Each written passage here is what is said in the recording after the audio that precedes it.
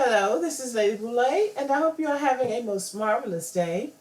Thank you for your support. Thank you for subscribing to the channel. Please hit the notification bell so you'll know when I upload new videos. Thank you for your thumbs up, your comments, for sharing the videos. Thank you for everything that you do to support this channel. Today's topic is about Malcolm X and why his teachings are still relevant today. The reason his teachings are still relevant is because we're still struggling with the same issues we were struggling with in 1965 when he was still here.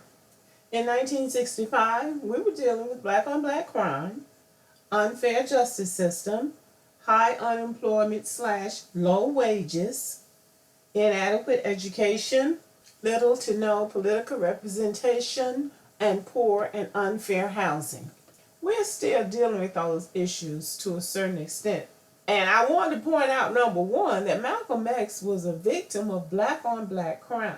Now, people say, oh, it was the FBI or it was the Nation of Islam. But what we know is that 3 black men actually showed up to kill him.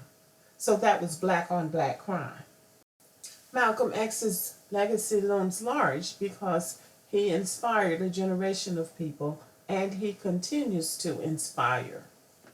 His influence was widely felt in the urban areas of the inner cities of the United States, but his message has reached a worldwide audience, and he continues to inspire those who are oppressed and disenfranchised.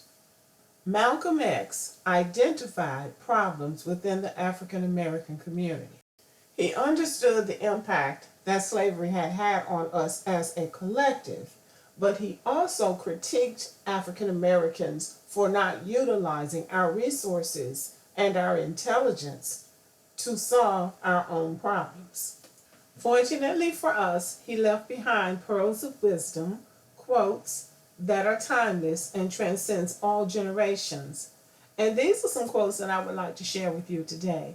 I think that we have such a legacy in the ancestors who were prominent among us when they were alive, that we have the tools that we need to solve our own problems and to become the productive and progressive race of people that we were meant to be. So Malcolm X is remembered as a visionary and an intellectual, and these quotes are a part of his lasting legacy. He said, "Education is the passport to the future, for tomorrow belongs to those who prepare for it today." So for those who are telling young African Americans that they don't need an education, you're going against what Malcolm X advised.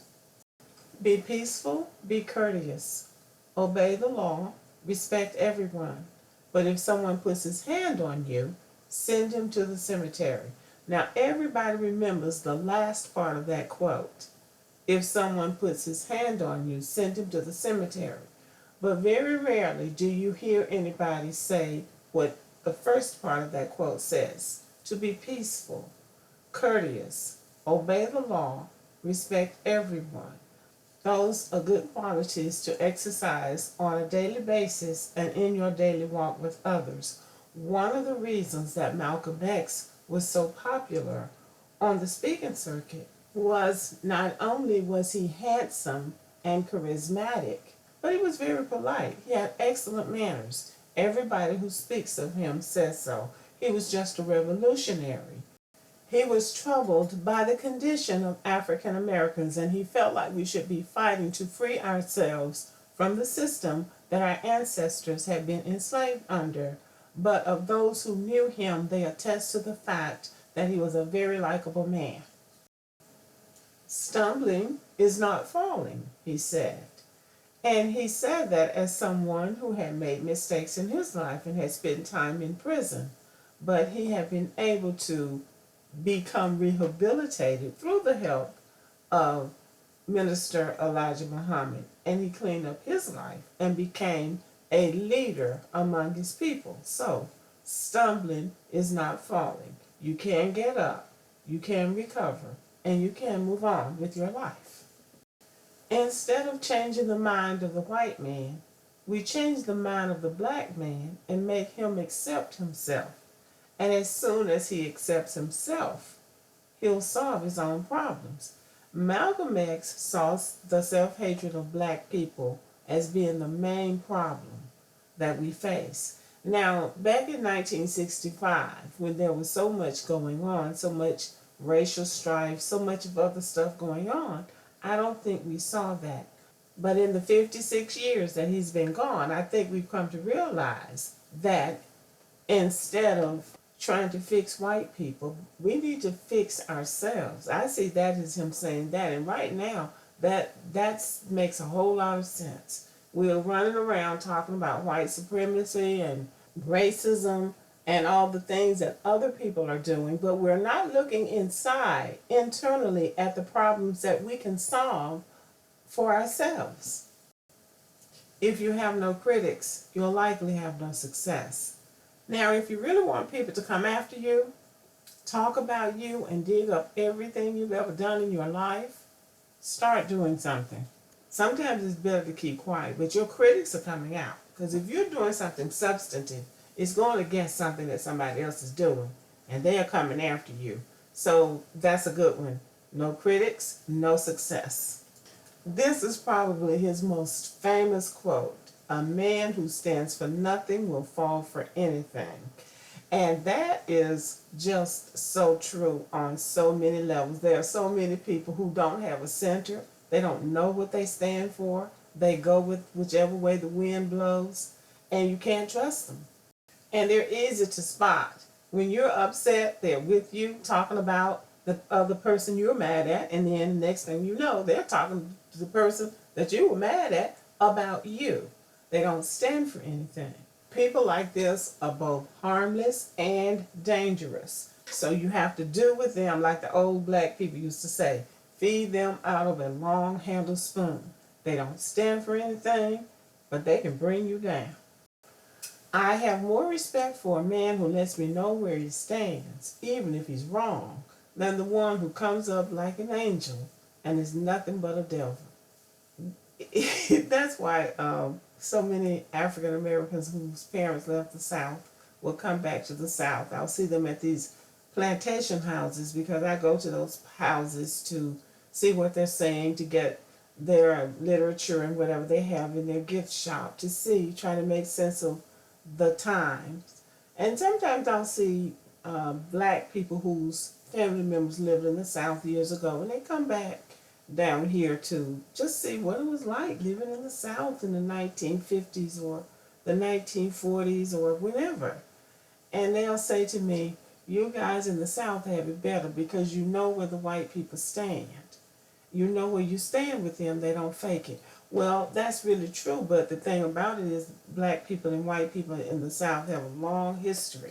And the relationship between a Southern black person and Southern white people can be very tricky. So somebody who's not familiar with the area might be confused because it's not always cut and dry. Like they think, you just hate each other in peace. But that's not quite how it is. But that's what they're talking about. They're not phony. You pretty much know where you stand with Southern white people. And they know where they stand with us. We pretty much live together in peace in the South because we do know, everybody knows where everybody else is coming from. If you're not careful, the newspapers will have you hating the people who are being oppressed and loving the people who are doing the oppressing. Now, he did not like the news media, but the news media loved him because he was controversial, and again, he was very charismatic. But he did not trust the newspapers. Now, in modern times, it's people like conservative white people, the Tea Party, that don't trust the news media. They only trust Fox News. Now, some people find that, they're not getting, it's not fair and balanced. Well, whoever call themselves the fair and balanced one, they don't trust. So Malcolm X pointed out that the newspapers and the news media itself is biased. And that's one of the things that we are always careful about, teaching our children to be critical thinkers. Because whatever you're getting from the mainstream media may not be your truth. It may be somebody's truth, but it may not be yours. So Malcolm X did not trust the media. And just to show that he really didn't trust the news media, he doubled down on it. He said, The media is the most powerful entity on earth. They have the power to make the innocent guilty and to make the guilty innocent. They control the minds of the masses. And I think there are few of us that would disagree with that. Last but not least, we declare our right on this earth to be a human being, to be respected as a human being, to be given the rights of a human being in this society, on this earth, in this day, which we intend to bring into existence by any means necessary. And that is also one of his most famous quotes. These are just 10, 11 of Malcolm X's famous quotes. They're still relevant today because we're still struggling with the same issues we were struggling with in 1965, and we're still in need of leadership. Someone who has the strength and the charisma that he did, but who's able to stay here long enough to lead the race into a more perfect union.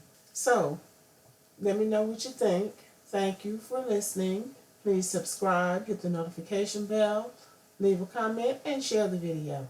And as always, have a great day.